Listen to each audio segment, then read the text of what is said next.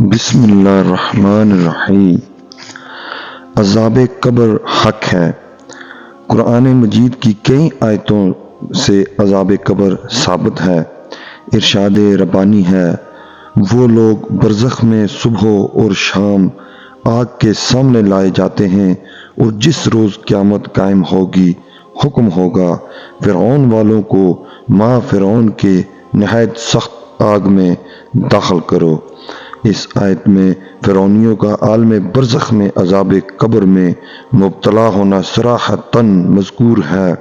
اس طرح تمام کفار و مشرکین اور بعد گناہ گار مومنین کو برزخ میں عذاب دیا جاتا ہے، جیسا کہ بہت سی صحیح احادیث میں مذکور ہے۔ یہاں تک کہ جب پہنچے ان میں کسی کو موت، کہے گا اے رب مجھ کو پھر بھیج دو، شاید کچھ میں بھلا کام کر لوں۔ اس میں جو پیچھے چھوڑ آیا ہرگز نہیں۔ یہ ایک بات ہے کہ وہی کہتا ہے اور ان کے پیچھے پردہ ہے اس دن تک کہ اٹھائے جائیں، پھر جب پھونک ماریں سور میں تو نہ قرابتیں ہیں ان میں اس دن اور نہ ایک دوسرے کو پوچھے۔ عذاب قبر کے حوالے سے احادیث شہرت بلکہ تواتر تک پہنچ گئی ہیں۔ عذاب قبر سے انکار صراحتاً کفر اور جہالت ہے۔ ایک جگہ ارشاد باری تعالیٰ ہے، حضرت عائشہ رضی اللہ تعالی عنہا سے روایت ہے کہ ایک یہودی عورت ان کے پاس آئی اور اس نے عذاب قبر کا ذکر کرتے ہوئے حضرت عائشہ رضی اللہ تعالی عنہا کو دعا دی، اللہ تعالیٰ آپ کو عذاب قبر سے بچائے۔ حضرت عائشہ رضی اللہ تعالی عنہا نے رسول اللہ صلی اللہ علیہ وسلم سے اس بابت سوال کا کیا واقعی عذاب قبر ہوتا ہے؟ تو رسول اللہ صلی اللہ علیہ وسلم نے فرمایا، جی ہاں عذاب قبر حق ہے۔ حضرت عائشہ رضی اللہ تعالی عنہ فرماتی ہیں کہ اس کے بعد میں نے رسول اللہ صلی اللہ علیہ وسلم کو ہمیشہ دیکھا کہ ہر نماز میں عذاب قبر سے پناہ مانگتے تھے۔ ایک جگہ روایت ہے کہ حضرت ابو ہریرہ رضی اللہ تعالی عنہ سے روایت ہے کہ رسول اللہ صلی اللہ علیہ وسلم دعا کرتے اور یوں فرماتے کہ اے اللہ میں تجھ سے قبر کے عذاب سے پناہ مانگتا ہوں اور جہنم کے عذاب سے اور زندگی اور موت کے فتنے سے اور دجال کے فتنے سے۔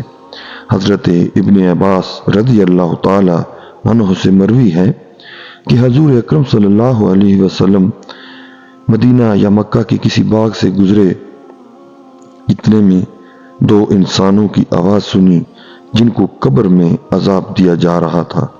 نبی کریم صلی اللہ علیہ وسلم نے ارشاد فرمایا، ان دونوں کو عذاب ہو رہا ہے اور کسی بڑے کام کی وجہ سے عذاب نہیں ہو رہا، بلکہ ایسی معمولی باتوں پر جن سے بچ سکتے تھے۔ پھر آپ نے فرمایا، ان دونوں میں سے ایک پیشاب سے نہیں بچتا تھا اور دوسرا چغلی پھرتا تھا۔ پھر آپ صلی اللہ علیہ وسلم نے ایک تر ٹہنی منگائی، پھر اس کے دو ٹکڑے کیے، پھر ایک ایک ٹکڑا دونوں قبروں پر رکھ دیا۔ صحابہ نے عرض کیا، یا رسول اللہ صلی اللہ علیہ وسلم، آپ نے ایسا کیا؟ آپ نے فرمایا، شاید ان دونوں کا عذاب ان کے سوکھنے تک ہلکا کر دیا جائے۔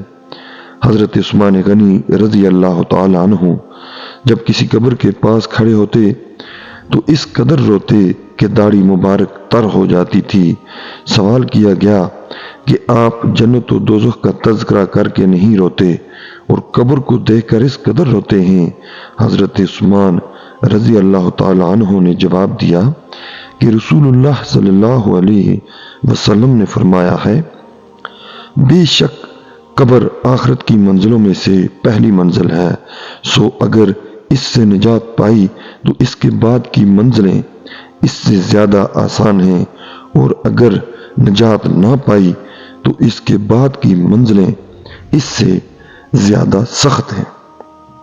حضرت عثمان رضی اللہ تعالیٰ عنہ فرماتے ہیں کہ اللہ کے رسول صلی اللہ علیہ وسلم نے ارشاد فرمایا، میں نے کبھی بھی کوئی منظر قبر کے عذاب سے زیادہ سخت نہیں دیکھا۔ حضرت ابن عمر رضی اللہ تعالی عنہ سے روایت ہے کہ رسول اللہ صلی اللہ علیہ وسلم نے ارشاد فرمایا، جب انسان کا انتقال ہو جاتا ہے تو اس پر صبح و شام اس کا ٹھکانہ پیش کیا جاتا ہے۔ اگر وہ اہل جنت میں سے ہے تو جنت والوں کا مقام، اور اگر اہل جہنم میں سے ہے تو جہنم والوں کا مقام اس کو دکھایا جاتا ہے۔ پھر کہا جاتا ہے کہ یہ ٹھکانہ تیرا ہے یہاں تک کہ اللہ تجھ کو قیامت کے دن اٹھائے گا۔ اللہ عز و جل سے دعا ہے کہ اللہ پاک ہمیں نیک کام کرنے کی توفیق عطا فرمائے، اور ہم تمام مسلمانوں کو جو اس دنیا سے چلے گئے ان کو جنت الفردوس میں اعلیٰ مقام عطا فرمائے، اور ہمیں بھی آپ صلی اللہ علیہ وسلم کے نقش قدم پر چلنے کی توفیق عطا فرمائے اور جنت نصیب فرمائے۔